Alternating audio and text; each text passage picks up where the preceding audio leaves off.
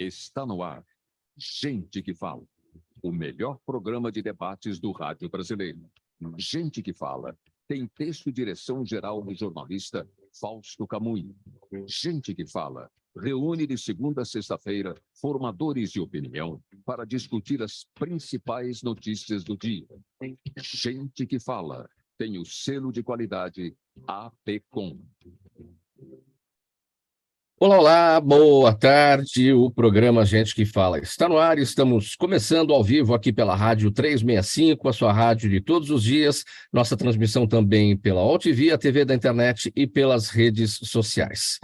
Instagram, Facebook, nosso canal no YouTube, tudo no ar, tudo ligadinho, tudo à sua disposição para você acompanhar os nossos trabalhos de hoje. Sexta-feira, até 1h da tarde, a gente quer você aí curtindo, comentando, compartilhando também a nossa transmissão. Participe pelo WhatsApp, sua interação é bem bacana com a gente, 973350038, 973350038, para você fazer perguntas para os nossos entrevistados de hoje, 12:01. Eu sou o Mauro Frisman, como eu disse, sexta-feira, e nesse dia por aqui, sempre um programa leve, um programa para a gente se divertir. A gente vai falar de música, de leitura, tem cinema aqui também na nossa pauta. Então vamos conhecer os nossos convidados de hoje para essa conversa. Eu apresento o músico Edson Sorriso, ele é o locutor oficial do Pacaembu, coordenador de eventos culturais da subprefeitura do Butantã. Tudo bem, Edson? Bem-vindo. Como é que você está? Boa tarde, gente. Boa tarde a todos. Graças a Deus, estamos aí na luta, como sempre, né? Sempre com um sorriso. Melhor sorriso que chorar. Olha, gente, também aqui na nossa bancada, para a nossa conversa de hoje, a Branca Lescher, ela é escritora, compositora, cantora, advogada. Tudo bem, Branca? Boa tarde. Tudo bem, obrigada pela oportunidade. Tudo jóia. Eu apresento também a Fernanda King, ela já esteve aqui com a gente e volta aqui para uma nova conversa. A Fernanda é pedagoga, diretora e fundadora da Petit Kids. Tudo bem, Fernanda? Tudo ótimo, pessoal. Sextou! E também com a gente o Cid Chames, já esteve no programa Gente que Fala, retorna aqui para uma conversa legal com a gente hoje. O Cid é empreendedor e musicista, presidente da organização da Sociedade Civil Mais Criança, criador e produtor do Festival de Cinema Acessível Kids. Tudo bem, Cid? Bem-vindo. Muito obrigado, é um prazer estar aqui de novo com todo mundo. Como a Fernanda disse, sextou. Vamos ir aqui a sexta-feira e sorrindo, que nem o nosso Edson Sorriso aqui. E com esses sorrisos todos estampados no rosto de cada um, olha, eu quero anunciar aqui, antes do nosso primeiro assunto, que hoje é aniversário da Andréa Risso, da nossa equipe do programa Gente que Fala. Vejam só, ontem foi o aniversário da Zenilda Salvato, que é a nossa diretora de produção, e hoje é o aniversário da Andréa Risso, também da nossa equipe. Andréa, sinta-se abraçada aqui por todos nós. Muito obrigado aí pelo seu carinho com a gente todos os dias aí na nossa equipe. Saúde, alegria, curta bastante o seu dia, curta bastante a nova idade, esse período que começa, sempre ao lado aí das pessoas queridas, tá bom? Parabéns para você. 12:04, vamos ao nosso primeiro assunto de hoje, dizendo que a capital paulista terá um ano inteiro de atividades para comemorar os 50 anos do hip hop. O movimento tem o 11 de agosto como a data inaugural, em homenagem à primeira festa dessa manifestação artística no Bronx. O hip hop chegou ao Brasil nos anos 1980 e o centro da cidade de São Paulo é um dos berços da manifestação. Para o rapper Taíde, o conhecido Taíde, que fará palestra hoje sobre o tema, essa cultura teve seu início num ambiente extremamente fragilizado por diversos tipos de violências, mas carrega nele a síntese do que é a transformação. Eu começo, Sorriso, com você a respeito desse tema, um bom período aí para celebrar o cinquentenário do hip hop, um monte de eventos acontecendo pela frente. Como é que você avalia? Como é que é a sua relação com o hip hop? Bom, a nossa relação periférica, né, com os trabalhos de periferia que a gente faz, e com a infância também, né? Desde a infância a gente veio acompanhando isso daí, que nós somos da época do soul music, né? A gente já curtia as raízes já do povo. E o Taíde eu acompanhei muito ele, DJ1, na época de João Mendes, aquela da galeria. Então, a gente tinha alguns contatos assim, e vimos quando começou a florar mesmo o hip-hop, né? Entendeu? Então, eu acho muito bacana. Você vê que está tendo várias atividades, a secretária de Cultura tomou cuidado esse ano, inclusive, de fazer várias intervenções de hip-hop, né? Tenho muitas relações aqui na região, principalmente com o pessoal do hip-hop, e nada mais justo, e só para enfatizar um pouquinho mais, tanto que o tema do Vai Vai esse ano vem falando do hip-hop. A Escola de Samba Vai Vai também vem falando do hip-hop. Então, já é uma cultura que antigamente o pessoal marginalizava ela, mas se você observar nas críticas, nas letras, sejam elas criticando ou enaltecendo, né, a situação de cada um da periferia, você observa que tem uma cultura muito forte ali, né? E um movimento muito grande, entendeu? Que hoje está sendo reconhecido, e nada mais justo que a sua data, de 11 de agosto. E o hip hop não está só na música, não é, Sorriso? Ele está também na dança, ele está no grafite, ele está em diversas manifestações culturais. O hip hop tem um segmento muito grande, né? Tanto que é trap, não sei o quê. Muitos nomes eu ainda não aprendi, para você ter uma ideia. Mas eu sou da época do hip hop e o que ele agrega, é por isso que eu falo, o hip hop ele tem uma cultura muito carregada, né? Porque, como você falou, o grafite é uma coisa que veio também através do protesto. Então, o hip hop, que eu chamo hip hop, porém, você tem um conjunto, uma gama de situações atrás do hip hop, é muito bacana e muito forte, entendeu? Sem contar que vem das raízes, né, africanas também. Então, nós somos afrodescendentes, a gente tem uma ligação com o som, com todo o segmento que se formou, né, com a vinda dos escravos, né? Porque nós não temos aí o hip hop. Você fala do Bronx, porém, você vê, ele vem no Brasil, ele criou uma vertente totalmente, né, colocada dentro das periferias. Porém, ele está hoje mundo afora, né? Então, isso é muito bacana e muito forte. E eu, como conhecedor aqui dos grupos daqui, principalmente do Butantã, Rota de Colisão, outros, já trouxemos o Taíde na época que nós estávamos com Cultura na Quebrada, tinha um projeto chamado Cultura na Quebrada. Pô, levei o Taíde, nós trouxemos o Taíde e o balé do municipal dentro da comunidade de São Remo. E num dia chuvoso, e se você visse o povo, sabe, atônico, curtindo aquilo, por exemplo, o balé do Teatro Municipal nunca tinha saído do Teatro Municipal para fazer na periferia. E veio acompanhado do Taíde. Então, você vê que isso é você promover a cultura, e dentro de uma cultura mais forte da periferia, trouxe uma outra que poucos tinham visibilidade. Então, essa é a força do hip hop. E o Taíde, ele, acho que a gente pode dizer que ele é a grande expressão do hip hop no Brasil, porque ele está desde o começo, ele está desde os anos 80, quando o movimento chegou no Brasil, né? Sim, era muito forte ali na Praça João Mendes, né? Na Praça João Mendes, ali em frente ao colégio, já esses grupos ali, espontaneamente, eles articulavam essa cultura lá, né? Tanto na dança, como o Zé fazia uma dança ali que deixava todo mundo atônico, né? E até hoje ele está aí no movimento. Então, é muito bacana. O hip hop, eu costumo dizer que é o seguinte, ele é vida, né? E não é só uma vida da periferia, é a vida da periferia inserida em todos os contextos culturais da região. Legal. Cid Chames, você, São Paulo, então, um ano inteiro aí de eventos, a partir de agora, para celebrar o 50º do hip hop, qual é a sua relação com o movimento? Olha, o hip hop, além de cinema acessível, que eu trabalho, eu sou músico, e eu vejo o hip hop como uma expressão social, é um movimento social, né? Não é só a música.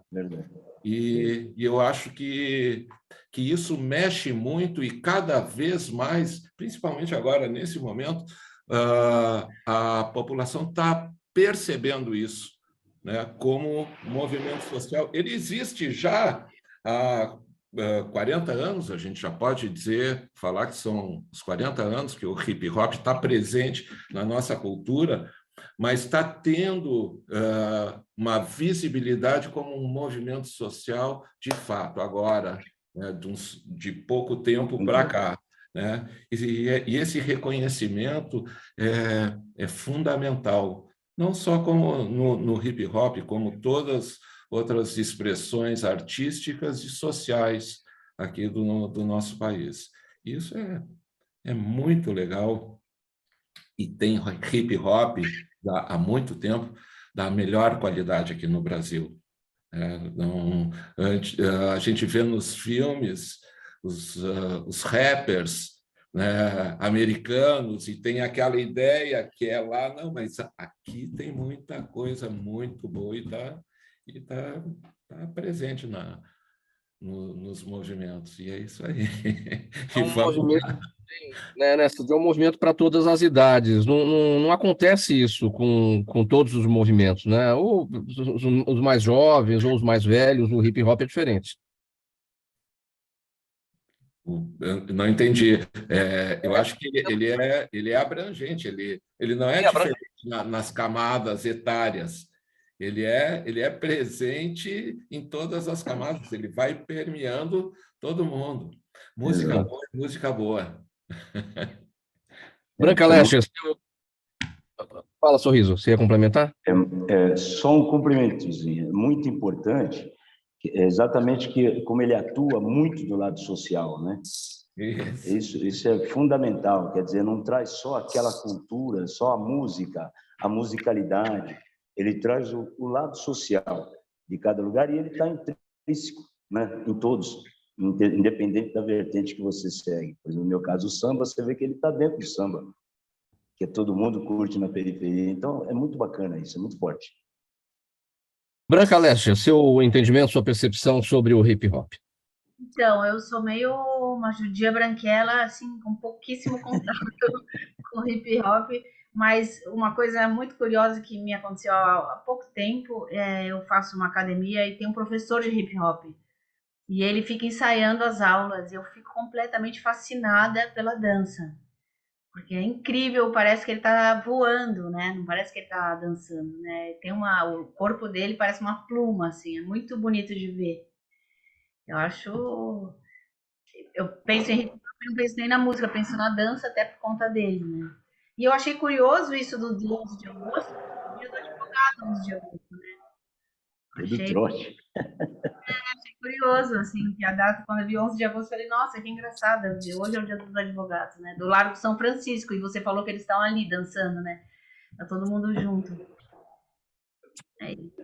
Vamos ouvir a Fernanda também. Fernanda, o cinquentenário aí do hip hop, muitos eventos pela frente, em celebração. Você tem alguma proximidade com o movimento?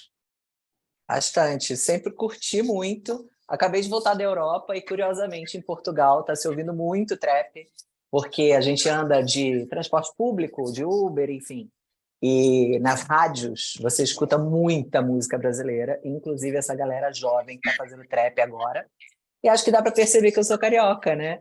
Então, no Rio de Janeiro, a gente tem uma cultura musical bastante diferente. Eu, apesar de também branquela, a favela, né, e o asfalto no Rio, eles são simbióticos. Então, cresci, frequentei muito baile funk. Se você olhar hoje a minha aparência, você vai dizer que não, mas sim, frequentei muito baile da Furacão 2000. Muito samba no morro.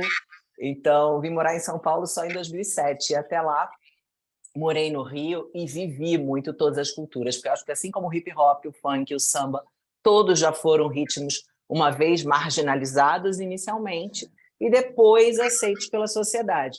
E eles são ritmos onde as pessoas têm voz. Elas falam sobre a vida delas, sobre a realidade delas. Como uma forma de protesto ou como uma simples forma de mostrar aquilo que elas vivem no dia a dia. Então, eu posso dizer que eu cresci com contato com todas essas culturas e hoje continuo curtindo muito. Inclusive, vocês falaram de grafite, eu tenho um muro inteiro aqui na escola, que é uma antena cega, que eu fiz questão de grafitar. E ficou bem bonito. São os pássaros voando, eu pensei em liberdade e tal, enfim. Então, é uma coisa que eu curto bastante. Legal, gente. Meio-dia e 15, o programa Gente que Fala segue por aqui. Estamos ao vivo pela Rádio 365, a sua rádio de todos os dias. Também a nossa transmissão pela AltV, a TV da internet e pelas redes sociais. Vamos passar o tema agora aqui. A Prefeitura de São Paulo já iniciou a preparação da 16ª edição da Virada Esportiva. Prevista para o final de outubro, a virada tem o objetivo de promover a prática de atividades físicas, esportivas e de lazer, além de combater o sedentarismo e estimular a ocupação do espaço público pela população. Para a prefeitura, ou melhor, para a subprefeitura do Butantã, esse é apenas um dos eventos que devem agitar a região nos próximos meses, porque também já se iniciaram as preparações para a celebração do aniversário do bairro em dezembro e até para os desfiles de carnaval de 2024. Bom, vamos falar da virada esportiva então, Sorriso. O que é que está em... Tudo já está na esteira, está rodando, está andando. Sim, então, nós já estamos aí, tivemos ontem, inclusive, a reunião da virada esportiva lá na Secretaria de Esportes, e já estamos procurando já buscar atividades, inclusive atividades inclusivas, né, que é difícil você fazer numa região periférica, mas nós vamos trazer também, e garanto a vocês que esse ano, no dia 28 e 29 de outubro, estarão acontecendo várias atividades na região, entendeu? Não só na região, mas como São Paulo inteira, né? Porque a virada esportiva, ela é praticamente uma ação tal qual a virada cultural, né? Que a gente tem atividade nas 32 subprefeituras de São Paulo. Então, isso é muito bacana porque você acaba disseminando, né, um monte de situações, principalmente aqui no nosso bairro, onde várias vertentes e vários munícipes de todas as regiões participam, né? Então, já estamos fazendo uma programação. Em breve, nós já temos que estar divulgando essa programação e vai ver onde vai ter atividade. Nós vamos procurar fazer uma central, né, num determinado lugar, porém, na região inteira vai estar rodando algumas situações esportivas, com certeza. Geralmente dura quanto tempo cada edição da virada esportiva? Ela é 24 horas, né? 24 horas. Você tendo equipamentos que possa fazer atividade noturna, ela serve. Então, normalmente, a gente procura ir pelo menos até as 22 horas, depois encerramos e voltamos novamente pela manhã no domingo. Isso porque não dá para você ocupar muito equipamento que não tem condições de fazer atividades noturnas. Mas esse ano nós estamos preparando exatamente isso. Nós estamos procurando falar com o pessoal do street, né, do basquete, para colocar eles também na programação.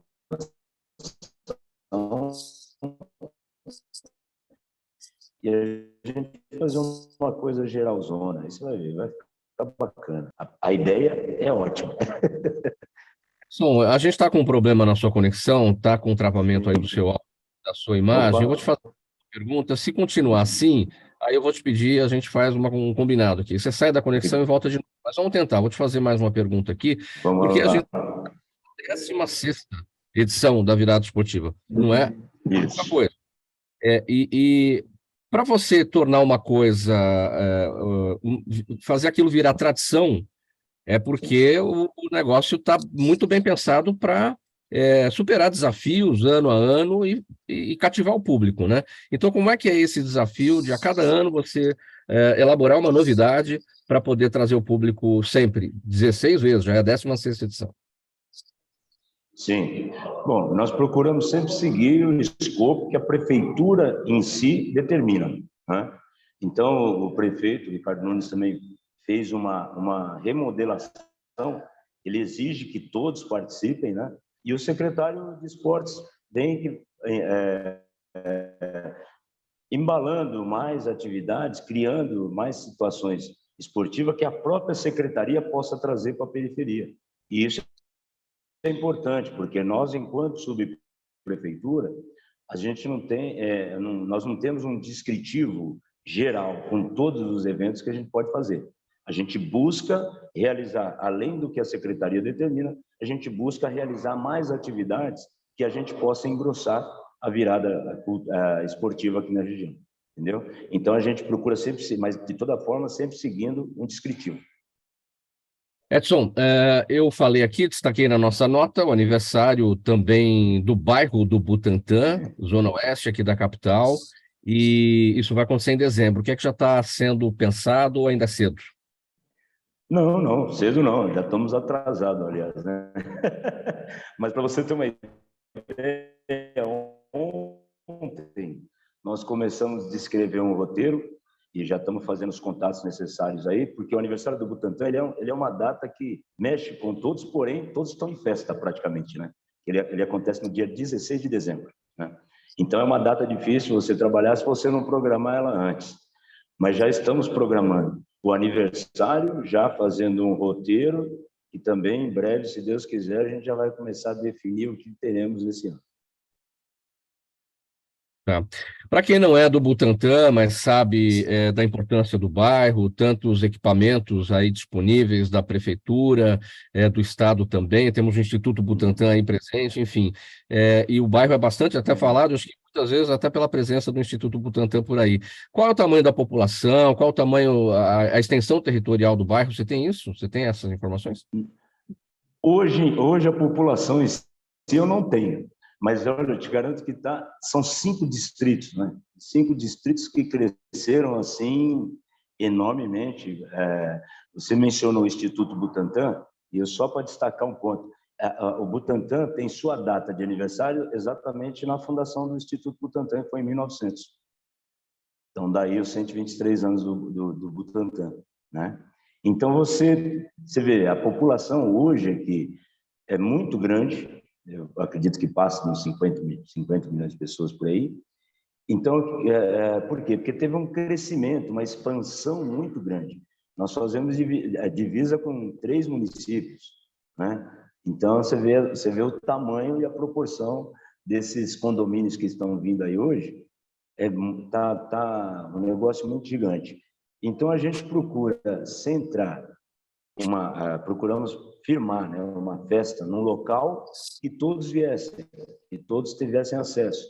Então, isso foi muito bacana, porque acabamos firmando aqui na Avenida Eliseu de Almeida, né, onde a gente procura trazer toda a população, cada vez melhorando mais as atividades e as atrações culturais aqui que a gente traz no aniversário. Vocês fazem limite de município aí com Taboão da Serra, não é? Taboão, Osasco, Carapicuíba e Cotia. 4 limites. 4 limites. Porta de entrada e porta de saída para 4 cidades vizinhas aqui de São Paulo.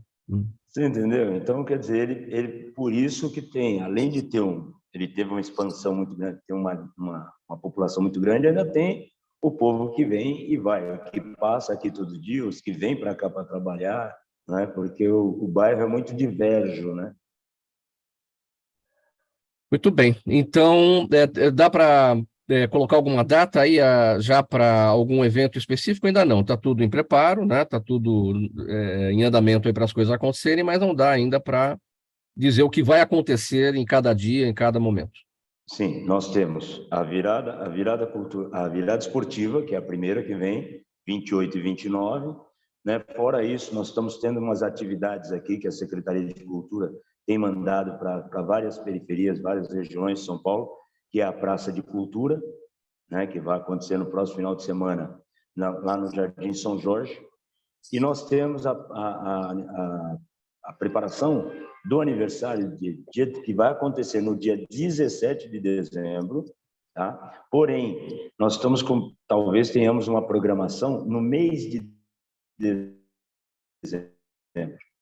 entendeu? Que já comece no início de dezembro, aí vai até o dia 17 de dezembro. E também temos o carnaval, que o Butantã hoje em dia é um dos maiores carnaval de bairro, acontece aqui, vai para o Anhembi. Então, nós vamos ter, esse ano de 2024, teremos 3 dias de carnaval. Sim. Para finalizar esse tópico, Edson Sorriso, Vital Brasil é lembrado nessas comemorações de alguma maneira, nome importante para a ciência, para a pesquisa, fundador do Instituto Butantã, tem um nome em uma avenida aí no bairro. Sim, sim, sempre é lembrado, né? Porque, como eu te afirmei, o Butantã ele é o marco, né, tanto da entrada do Butantã quanto da história do Butantã. Né? Então, foi um fundador do Butantã, né? Isso lá em 1900. Então, quer dizer, não dá para você desligar o nome de Vital Brasil do Instituto Butantã como marco do próprio bairro, né? Que tem seus 5 distritos.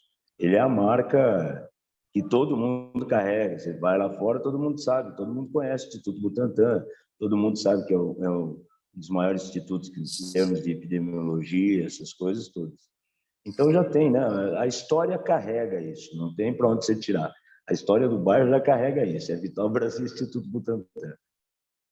Muito bem, 12h26 agora, a gente prossegue com o programa Gente que Fala, nesta sexta-feira aqui pela Rádio 365, a sua rádio de todos os dias, transmissão também pela Altivia TV da internet e também pelas redes sociais. Próximo tema, vamos falar do Festival de Cinema Acessível Kids, projeto de arte, educação e lazer voltado a crianças com deficiência visual, auditiva, intelectual ou cognitiva, que passará nesse semestre por Brasília, Recife, Florianópolis, Rio de Janeiro e Niterói. O projeto, que tem a chancela da Unesco e foi selecionado pelo Criança Esperança, mostra como educação, cultura, tecnologia e solidariedade podem ser agentes de transformação e inclusão social. Os filmes contam com audiodescrição, janela de Libras e até legendas descritivas para quem não sabe Libras. Cid, vamos falar então como é que as coisas vão se desenrolar aí no Festival de Cinema Acessível Kids, que tudo está previsto agora para dias 23 e 24 de agosto, né?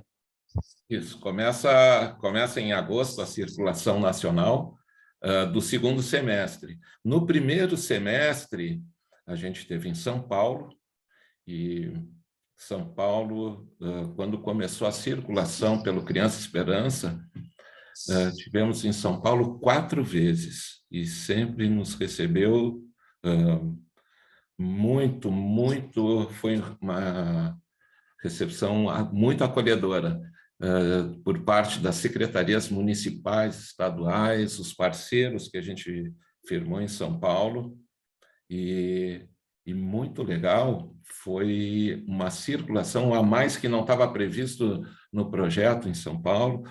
Nos convidaram para circular nos céus. Então, foi fantástico, né? Fantástico mesmo. Então, a gente começa agora, em setembro, a gente vai para Brasília, né? Pela segunda vez, a convite do Senado Federal, a gente fez no ano passado lá, e foi fantástico, porque o festival ele é uma mostra de filmes de sucesso com essas tecnologias de acessibilidade. Mas o grande movimento dele é trazer para a mesma sala, o mesmo ambiente, crianças e jovens com deficiência e sem deficiência, para conviverem de forma equiparada. Como a gente está falando de acessibilidade e inclusão, eu vou aproveitar e vou me descrever para quem não está me vendo, e para quem está só nos escutando pelo rádio também. Eu sou um homem branco, careca, uso um óculos quadrado, tenho um lindo cavanhaque loiro e grisalho, tenho olhos azuis e estou vestindo uma camiseta de manga comprida azul. E estou com o coração lotado de vontade de multiplicar cada vez mais projetos como esse, como o do Sorriso, que mexem com a sociedade, no sentido de fazer uma transformação para melhor. E com o Festival de Cinema Acessível, quando a gente coloca crianças com deficiência e sem deficiência na mesma sala, com oportunidades equiparadas de entendimento de um filme e emoção, a gente já está mexendo no aprendizado. Então, no começo, eu achei que eu estava trabalhando só com fornecendo acessibilidade para quem precisa.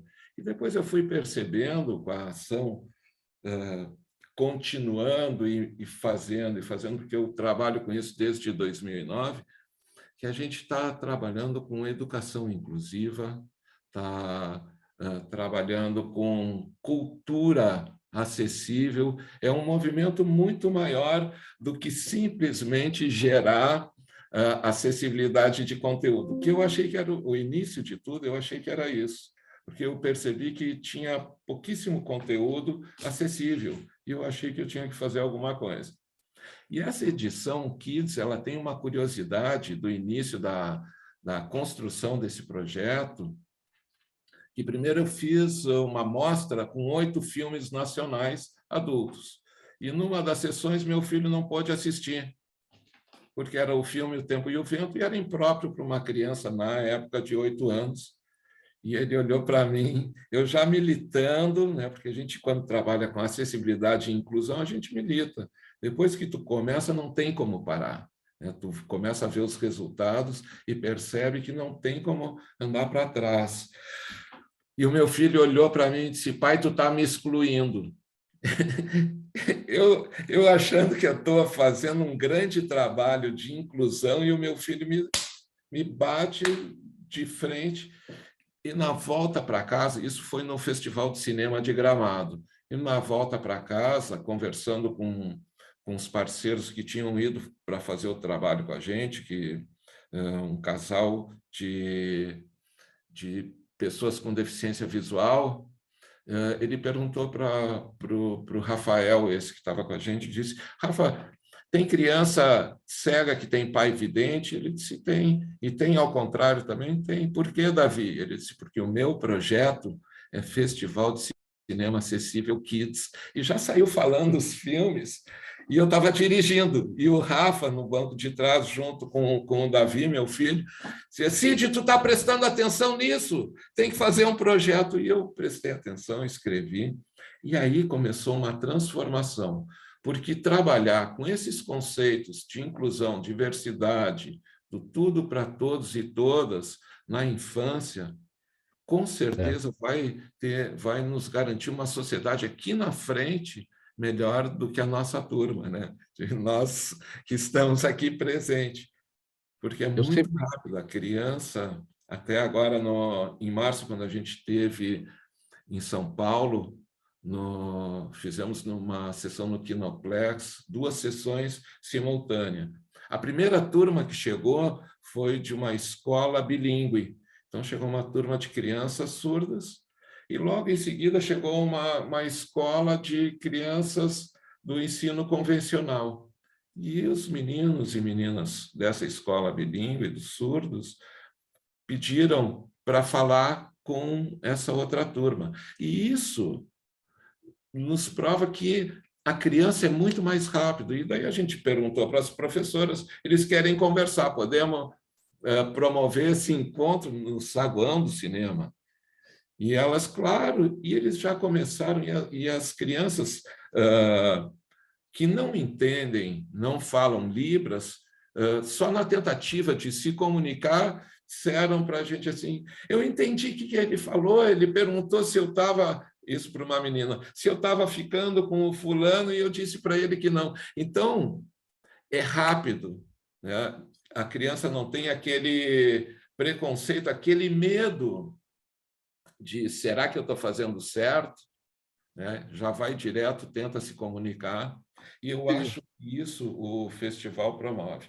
E trazer ele para o Brasil todo, através do programa Criança Esperança, está sendo uma oportunidade de crescimento para o projeto, para toda a equipe que a gente trabalha, para o Brasil, mostrando que tudo pode ter um formato acessível. Ou seja, eu sempre gosto de abordar a história, enfim, como é que as coisas começaram, né? Porque as pessoas às vezes pegam uma conversa e falam assim: nossa, mas que projeto bacana, nunca ouvi falar a respeito, não sei. Enfim, então, porque o Festival de Cinema Acessível, ele não começou com Kids, ele começou o Festival de Cinema Acessível, no Rio Grande do Sul, não é isso? Isso veio depois, né? Bem brevemente, essa história, até para a nossa audiência entender como é que as coisas se desenrolaram. Bem breve. Bom, o Festival de Cinema Acessível, a primeira exibição aconteceu em 2015, com filmes nacionais. Só que como eu trabalho com acessibilidade desde 2009, a escuta é permanente, era sempre assim, olha, só existe conteúdo, só existe filme acessível com o tema da deficiência. E eu quero assistir a novela, eu quero assistir o que está passando no cinema agora. E eu achei que eu tinha que fazer alguma coisa no sentido. E comecei a escrever projetos de lei de incentivo para preparar conteúdo acessível e mostrar para o público. E para fechar esse tópico, então, dias 23 e 24, Unibis Cultural. É isso? Não. Dia 12, o Unibis Cultural já foi no ano passado. Dia 12 a 13 de setembro, em Brasília. Brasília. Tá. Isso. Aqui, São Paulo já passou no primeiro semestre, é isso que você falou? São Paulo passou no primeiro semestre. Sim. Muito bem. Então, para repetir, o período até setembro? Então, vou passar a agenda. Então, em setembro, de 12 a 13, Brasília, nos aguardem lá. Recife, de 9 a 11 de outubro. Florianópolis, de 23 a 25 de outubro. E Rio de Janeiro e Niterói, de 6 a 10 de novembro. Então, atenção, pessoal, se liguem que logo, logo a gente vai estar divulgando e o festival está chegando por aí. Legal. 12h36, programa A Gente que Fala, dá uma paradinha rápida por aqui, um intervalo bastante rápido, cada um toma um golinho de água e na sequência a gente volta com mais assuntos por aqui. Até já.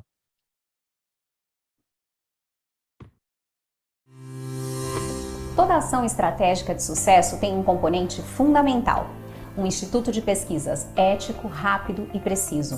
Afinal, é ele que vai fornecer informação confiável, sem achismos ou palpites. E isso, numa época de mudanças rápidas e repentinas, é fator crítico de sucesso. A Orbis é um instituto de pesquisas que une precisão e confiabilidade estatística com a mais alta tecnologia em pesquisas do mercado. Tem inteligência artificial, robótica e Big Data, entre outros recursos, para que você tenha uma informação correta, confiável, com o menor custo e no menor tempo possível. Na sua próxima ação, seja ela corporativa ou política, comece pela Orbis, porque com a informação correta, você vai mais longe, mais rápido e com mais segurança. Estamos de volta com o programa Gente que Fala, edição de sexta-feira, aqui pela Rádio 365, a sua rádio de todos os dias, transmissão também pela Altivia TV da internet e pelas redes sociais. Próximo assunto por aqui: escritora, compositora, cantora, advogada, mediadora, Branca Lescher, que está aqui com a gente, vive muitas vidas e compartilha algumas de suas experiências no recente livro Só Tem 39, repleto de crônicas autoficcionais. A obra é inspirada pelos fatos inusitados e de sabores do cotidiano, incluindo desde amores, morte e viagens, até uma simples compra de sapatos ou o primeiro encontro com um ex-marido. Um livro cheio de humor que revela uma pessoa que não tem medo de rir de si mesma. Branca, Só Tem 39 é o nome do título. Vamos começar por ele. O que quer dizer o Só Tem 39? Então, as pessoas me perguntam e elas ficam bravas porque tem 40 crônicas no livro e algumas pessoas falaram: você errou, o título está errado, mas na verdade é o título de uma crônica porque eu calço 40. E quando eu vou nas lojas, as pessoas falam Só Tem 39. Então, é uma brincadeira, é uma crônica que eu escrevi contando a minha experiência de como é difícil para uma mulher, em qualquer lugar do mundo, calçar mais do que 39, né? Então, é uma crônica que conta essa história. E aí, o que eu acabei... E o curioso é que daí, por acaso, iam ser 41 crônicas. Só que quando o editor mandou, eu impliquei com uma no final, assim, já tava lá para ser impressa. Eu falei, não, acho que é melhor tirar essa. E aí ficaram 40. Eu acho muito engraçado isso. São 40, que é o número que eu calço, mas o título só tem 39. Né? Então, o Só Tem 39 tem a ver com essa história do calçado, da compra, né, do calçado, e é uma das crônicas, é uma das histórias, né, que você conta no livro, mas, na verdade, o livro tem 40 crônicas. É uma história que essa história do pé grande, para as mulheres e eu já contei, quando eu faço shows que eu canto também, eu costumo ler crônicas, né? E essa que eu leio é muito curioso, porque as pessoas levantam a mão e falam, por favor, eu passo por isso, eu tenho isso. Aí os homens também, né? Eu calço 37 e eu não tenho sapato de homem 37. Então, a crônica tem um pouco esse poder, né? As pessoas se identificam com as histórias, né? Porque são coisas do cotidiano que todo mundo passa, né? É. Bom, você é advogada e antes do programa começar a gente conversava aqui no staff, né, nos bastidores, né, e que você é escritora, compositora, cantora, advogada, mas o advogada ficou por último. Já foi um momento da sua vida onde a prioridade era trabalhar o direito, né? E hoje já não é. Mas hoje é o Dia do Advogado. Então, eu queria aproveitar essa coincidência do 11 de agosto, Dia do Advogado. No livro, você conta alguma coisa da sua profissão como advogada? Tem alguma crônica relativa? Tem uma crônica só no livro que conta. Não, em algumas crônicas, em algum momento, fala alguma coisa, né? De coisas que eu, por exemplo, né, tem uma crônica que eu falo sobre as misérias, aí eu conto de uma cliente que não podia sentir o cheiro do marido. Eu sou advogada de família. Sempre tem alguma coisinha que aconteceu que eu conto. Tem uma crônica específica que conta de uma viagem para o Rio de Janeiro. Aliás, ela não tá nesse. Tá assim no livro. Que é uma viagem para o Rio que eu fui para fazer um acordo, e aí eu conto a experiência do avião, o que aconteceu no dia e tal. Mas as crônicas, elas permeiam a minha vida inteira, né? Então é um pouco de ficção e não ficção. Então tem momentos que eu coloco uma lente de aumento de alguma coisa que aconteceu, mas ser advogada faz parte de mim, né? Então se você mesmo, Mauro, me contar uma história, eu vou, sem perceber, começar a te orientar, sabe? É engraçado ser advogado, né? Porque é um jeito de pensar as coisas, né? A gente organiza as coisas na cabeça de um jeito. Então, elas aparecem na crônica, vez ou outra aparecem. Até, assim, quando eu comecei a escrever literatura, foi uma coisa que também que você tem que tomar cuidado, porque o advogado é muito redundante, né? E na literatura você não pode ser. Então, tem uns vícios de linguagem do advogado que não servem para a literatura. Então, eu fui aprendendo a tirar isso também aos poucos, né? Mas ainda de vez em quando vem um pouquinho assim, uma linguagem mais. Opa, não, isso aqui é linguagem de advogado. O advocacy, ele está aí no dia a dia presente, porque o advogado acaba sendo assim 24 horas por dia, né? Você acabou de falar, se eu começar a te contar uma história, você vai acabar me orientando, porque tá na veia, né? Ah, isso é curioso mesmo. E ajuda muito também, né? Por exemplo, no processo de edição do livro, quando o editor manda o contrato, é ótimo, a gente não fica inseguro, né? Eu acho que o direito é um curso também que ajuda muitas pessoas, né? Mesmo que elas não exerçam depois, né? Sim, o direito ele está presente em todas as situações da vida, né? Não precisa fazer direito para ser advogado, né? Nós aqui no nosso ofício aqui do jornalismo, a gente esbarra com as questões do direito o tempo inteiro, né? Então a formação em direito é muito importante, acho que para qualquer pessoa, qualquer cidadão, em qualquer situação, né? É verdade. Eu acho ótimo, acho que não, tá tudo certo ter feito direito e ainda advogar de vez em quando. Eu sou atuo mais como mediadora hoje em dia, né? Hum.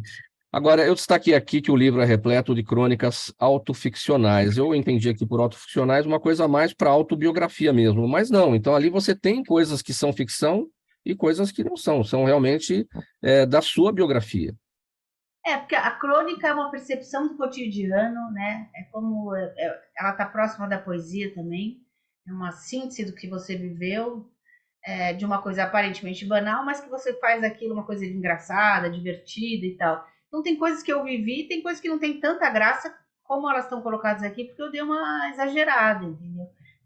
E também não quero que as pessoas achem que tudo que está escrito aqui sou eu, não é minha biografia, né? São percepções do cotidiano, mas tem algumas que são ficção mesmo, que eu inventei. A partir de alguma coisa que me aconteceu, eu dei uma inventada, sabe? E tem outras que são, por exemplo, tem uma que chama Meu Pai, que é exatamente o momento da morte dele, o que eu vivi, e eu conto essa história, uma crônica de memória muito fiel às coisas que me aconteceram, né? Eu não me sinto na obrigação de ser fiel a nada, assim, ao que aconteceu na realidade. Mas tem muita coisa. Quem me conhece e lê o livro fala: Nossa, Branca, te vi lá, eu vivi isso com você, participei. E outras pessoas falam: Nossa, mas eu não sabia disso. Eu falei: Não sabia porque eu inventei. Então, sabe? O processo de elaboração do livro, de criação, de pensar no que você ia contar a respeito da sua vida, ele foi mais divertido, ou ele foi mais emocionante, ou ele foi mais triste? Você relata aí a morte do pai, enfim. Porque no final aqui eu destaquei que você é uma pessoa que não tem medo de rir de si mesma. Então, foi mais divertido, é isso? Me diverti muito. Aliás, eu me divirto muito escrevendo. Eu acho que, claro que tem momentos que você escreve alguma coisa que te mexe muito com você, e aí você... É uma catarse mesmo, né? Escrever é uma coisa violenta às vezes. Mas eu me diverti muito, dei muita risada contando as histórias. Eu acho que quando você escreve, na verdade, uma história que você viveu, eu acho, assim, uma percepção minha, eu acho que já está elaborado dentro de você. Então, para mim, por exemplo, escrever sobre a morte do meu pai não é sofrimento. Já elaborei o luto. E eu acho que eu consigo escrever sobre o luto porque eu já elaborei. É como a minha separação, né? Tem várias crônicas que eu falo do momento pós-divórcio, o que uma mulher adulta, né? Os namorados que aparecem, as roubadas que a gente entra, por isso que é engraçado, né? Todos os retiros que eu fui depois que eu me separei, né? Eu fiquei 32 anos junto com uma pessoa, imagina, você nasce de novo, né? Mas eu acho que no momento que você escreve, pelo menos para mim, é porque já está elaborado dentro de mim. Eu acho que senão eu não teria clareza para escrever. Branca, a religião, o judaísmo, aparece de alguma forma nas suas crônicas? Aliás, teu sobrenome parece judeu, né? Prisma. Eu achei. E o Chames também, né? Não sei. Sim, aparece muito, aparece em várias crônicas, e até é curioso, porque o Fabrício Corsaletti, que é meu professor, eu fiz oficina de crônica há muito tempo com ele, um dia eu cheguei para ele e falei, Fabrício, tem muita coisa aí sobre o judaísmo, está muito... Ele falou, não, acho que não, mas eu me descobri muito mais judia escrevendo as crônicas do que eu achei que eu era. Porque mesmo isso, no luto judaico, que é um luto forte, né, um luto cheio de simbologia, que ajuda muito ao enlutado, aí eu vejo que tem um monte de coisas. A minha infância, coisas que eu vivi na infância, como uma menina que morava no Brooklyn, que tinha árvore de Natal em casa, e que não sabia nada de judaísmo, e só ia no Bom Retiro uma vez por mês na casa da minha... Sabe? Todas essas histórias estão no livro, e aí você se... Aí eu me enxerguei muito... eu morei em Israel, aí tem uma crônica contando desse ano em Israel, enfim, tem muita coisa aí sobre... Você está com o livro aí na mão? Vamos mostrar. Meu filho. Não sei se está muito claro, se dá para ver. Coloca mais diante do seu rosto, que aí fica isso. Olha, muito bem. Para quem está acompanhando a gente pela UTV e pelas imagens das redes sociais, Branca Lester e a sua obra, e o seu livro, repleto de crônicas, só tem 39. Onde encontrar, Branca? É muito fácil. Bom, eu vou fazer para aproveitar e falar dos meus discos. Eu tenho 2 discos que estão no Spotify, que são autorais. Sim. Eu Não Existo e Branca. É muito fácil, tem todas as plataformas digitais. O livro é só entrar na editorapatuá.com.br, colocar o meu nome Branca Lester, só tem 39, eles são muito ágeis, rapidinho chega na casa de vocês. Tudo bem, meio-dia. Fala.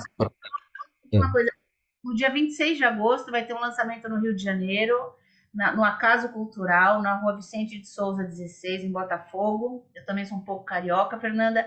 E vai ser o lançamento do livro, e a gente vai fazer um pocket show. Eu, a Maíra e a Val de Oliveira, a gente vai cantar eu vou ler crônicas e tal, e a gente vai fazer o lançamento lá.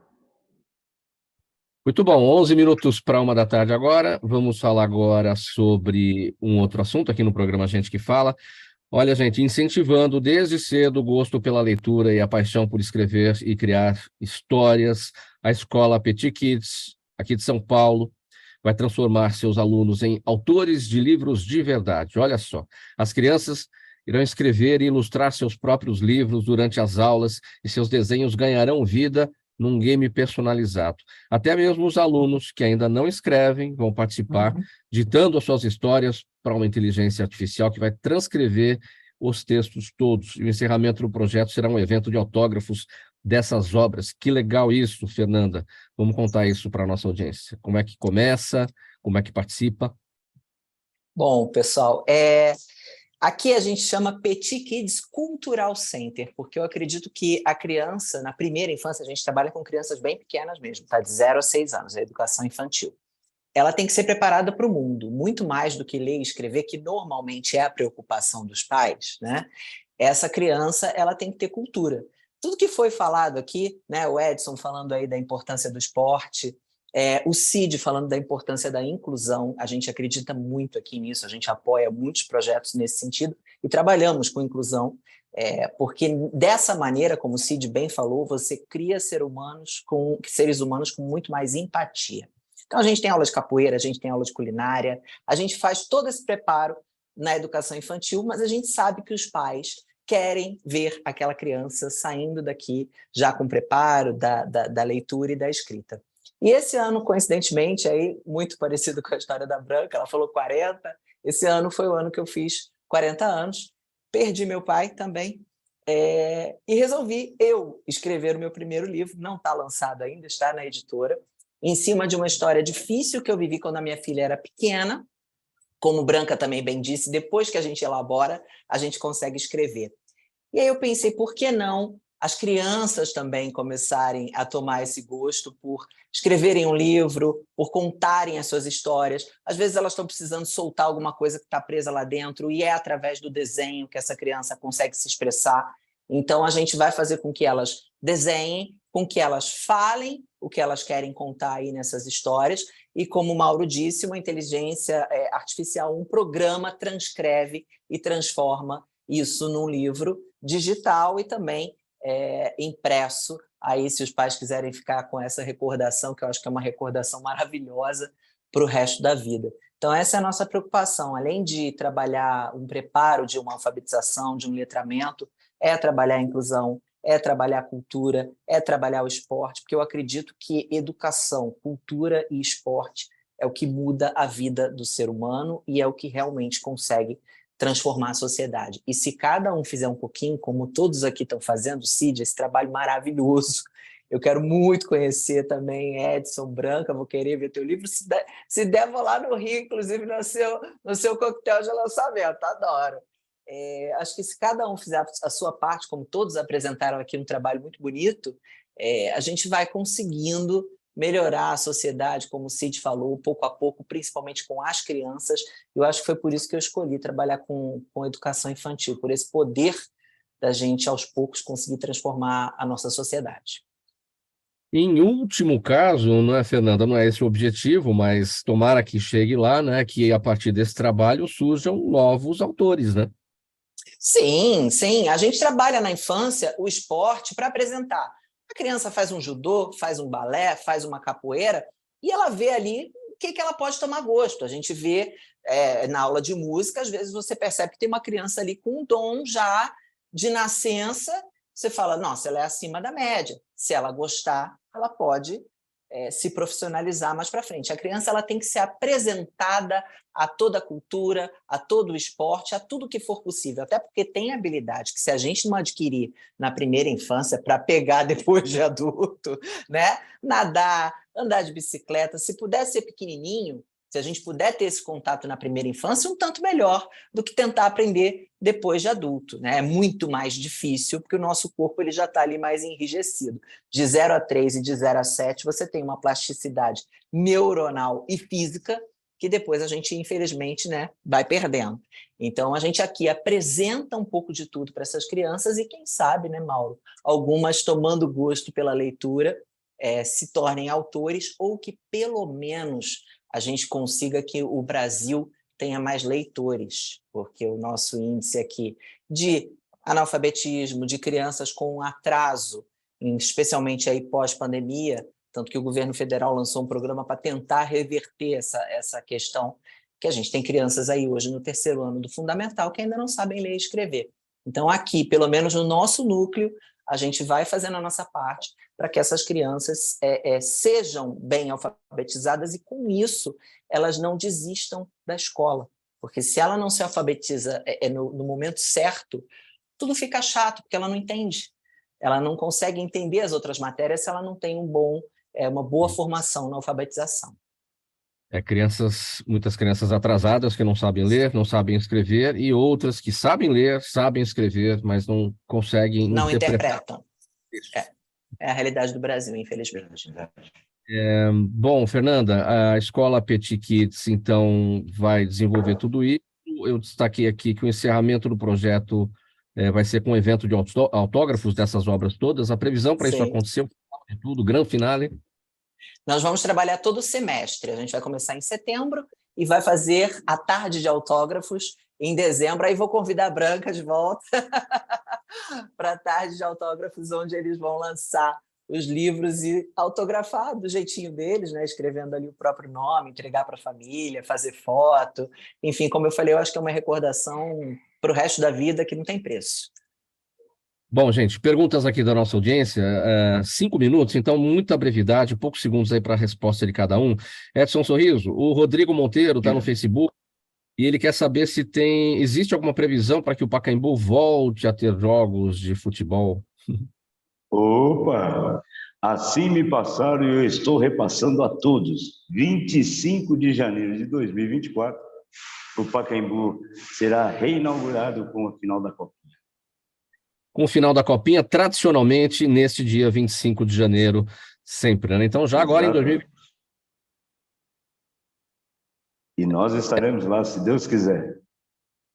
E então, o meu, o seu, o nosso Pacaembu será entoado lá, será dito por você nesse dia?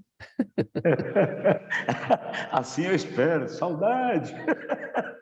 Bem rapidinho, como é que é o vozeirão para anunciar aí? Bem rapidinho. Este é o Estádio Municipal Paulo Machado de Carvalho, o seu, o meu, o nosso Pacaembu. Muito bom. Branca, o Jaime do Jardim Bonfilholi, no Butantã, olha, a gente falando do Butantã e o Jaime do Butantã sempre participando com a gente, Jardim Bonfilholi. Ele quer saber, com o advento da inteligência artificial, o que poderá ocorrer juridicamente com os direitos autorais. Isso é um assunto para um programa inteiro, Jaime, mas a Branca vai falar rapidinho aqui. Eu não posso ajudar, porque eu sou advogada de família e direito é uma coisa hoje, como na medicina, todo mundo é especialista em alguma coisa. E eu não entendo nada de direito autoral. Inclusive, eu tenho uma colega muito próxima que, quando qualquer coisa de direito autoral, eu indico essa minha colega. Eu não posso ajudar mesmo. Qualquer coisa que eu disser vai ser bobagem. Então.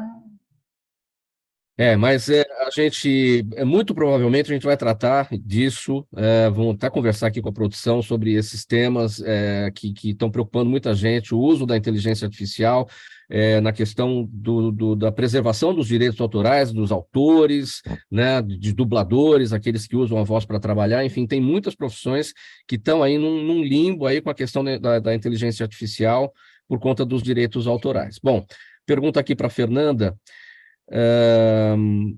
da Bruna Rodrigues. Como a escola tem trabalhado com as crianças alguns temas atuais, alguns deles bem pesados, como bullying, racismo, sexismo e intolerância? Bem rapidinho, Fernanda. A gente trabalha com educação infantil, então é muito difícil acontecer bullying com crianças muito pequenas, mas a gente faz o preparo, então a gente tem práticas antirracistas, a gente trabalha o respeito de uma forma geral, as diferenças, a gente trabalha a inclusão, que, como eu falei, já faz com que essas crianças tenham mais empatia desde pequenas.